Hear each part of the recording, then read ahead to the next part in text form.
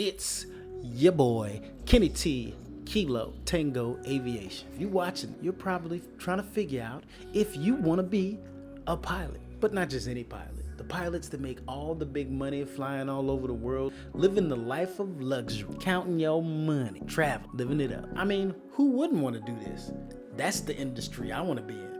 So I'm going to tell you what it takes to get from being a pedestrian to being a pilot, to get from your couch to the cockpit. It's not a simple or easy task. Though the airline and corporate and charter pilots make it look that way, it's not that easy, but it is a very lucrative career. Aviation journey has 3 phases. You got your learning phase, your building phase, and your making a living phase. Your learning phase is where you're spending money to earn all your ratings and certifications. Your building phase is where you're getting the experience and getting paid. Well, kind of getting paid. Not really getting paid a lot, but you're getting paid. Really, you're there to get experience. And then you're making a living phase. This is where you are living your life and at an airline or at a company that you want to be at, making good money. In the learning phase, you're going to pay for an instructor, rent a plane, for each of the particular ratings you get. You got to get your private pilot certificate, instrument rating, multi-engine rating, commercial rating, get your CFI. It can cost you between $55,000 and $90,000 to get all of your ratings. So upwards to $100,000. So first, before we go further, let's wrap your head around that. $100,000? That's what it's going to take? Yeah, that's what it's going to take. Now, how long does it take? Full-time, if you don't have a full-time job, you can get it done in a year or a year and a half. You're working a part-time job, maybe a couple years. And if you're someone who, like myself, I was working a full-time job when I was working. It can take upwards of 3 or 4 years. If you're not dedicating your full time to it, it just takes longer. That's just what it is. So you gotta ask yourself, do I want to do this and how can I make this happen if this is something you want to do? In this learning phase, it's really fun at first because you're learning a new skill. You're consistently learning.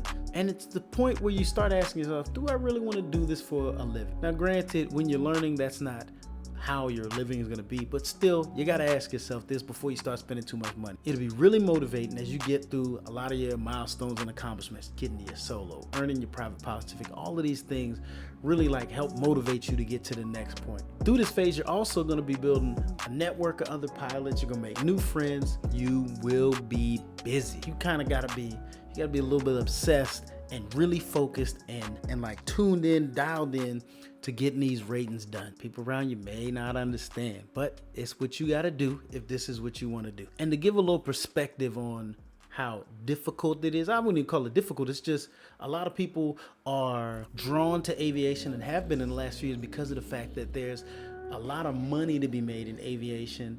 And it's perceived, in social media, everything that, this is really easy and everything. In the last 5 years, the number of people who start off and get their student pilot certificate has almost doubled. But the number of people who even finish their private pilot certificate has not changed. So literally about half the people who start don't finish. You're going to be one of those half that get started and don't finish. Only way to find out is to get started, but finish. Now that you got your commercial pilot certificate, this is the point where you can actually start making money and you can stop paying to fly, but now people will pay you to fly. Not a lot, but it'll at least get you started. And this is the phase where, you'll probably start off in this phase about 300 or 400 hours. And now you got to build your time and experience. There's a few different ways that you can do.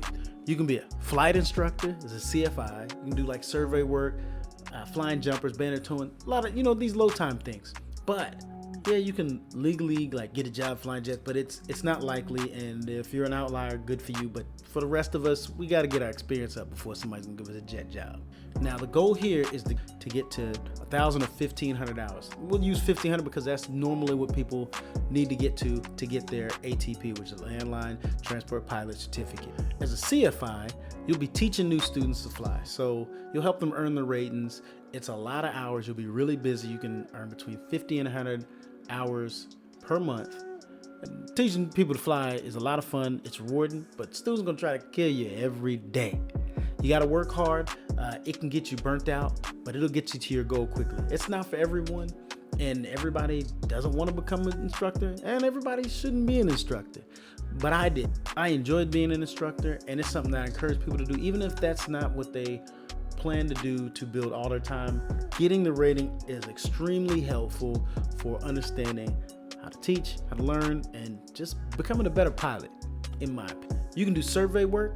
And I've never done a survey before, but the people I've talked to have done it. They fly about 100 hours a month. It's real lucrative in the sense that you get a lot of hours quickly, but you're flying by yourself sometimes. So it can be lonely flying by yourself.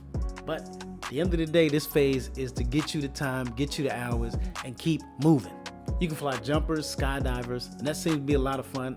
I never did that either. That seems like something, if I was to go back, I'd probably try that.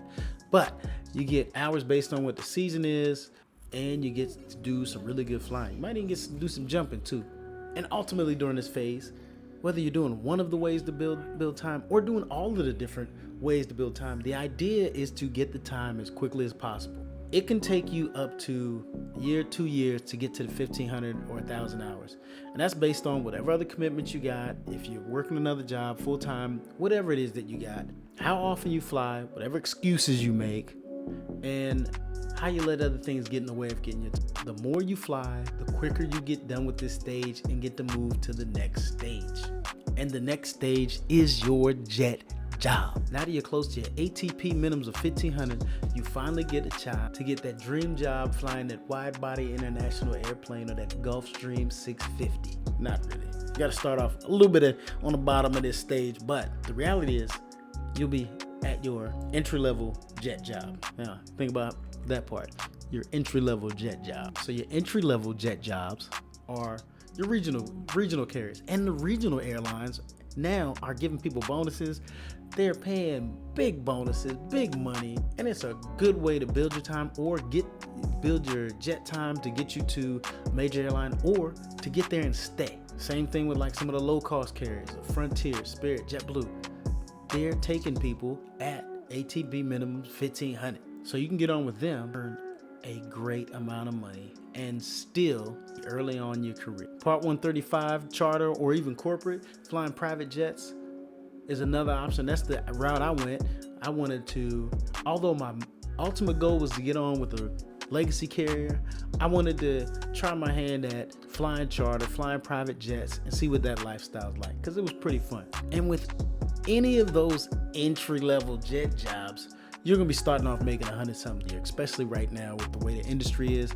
You're starting off making enough that you can now live a little comfortable. You're not, just eating peanut butter jelly sandwiches and ramen noodles anymore. Now you can actually have a pretty decent lifestyle. And that's your year one. And if you stay at the company you're at, you can stay there, and within a few years, you can make $100,000, $200,000, $300,000, $400,000 a year as a pilot. And your pay goes up the longer you're there, and if you upgrade to captain. Now you're at a place you can stay. You don't have to get another job if you get to this. You can stay where you're at and make really good money. So the question is it worth it? Is it worth it to spend $100,000, 3 to 5 years to become a pilot, a professional pilot? Well, I don't know the answer to that. You can't do it all for the money. You got to really understand the lifestyle and figure out if it's what you want to do. And while you're going through these 3 phases, this is the time for you to start asking those questions, start to see if it's something that you want to do. For me, it's definitely something that is worth it for me. My goal was to fly because I really love flying. I enjoy traveling, and I like when I'm at work, and when I'm at home, and I'm not at a desk doing paperwork all day. I enjoy it. So don't be confused. This is a multi-million-dollar career. You will make money in this career if you do it right. Don't spend all your multi-million-dollar career from 0 to hero, 3 to 5 years, cost you $100K. Let me know. What do you think? Do you think it's worth it to become a professional pilot? Let me know in the comments.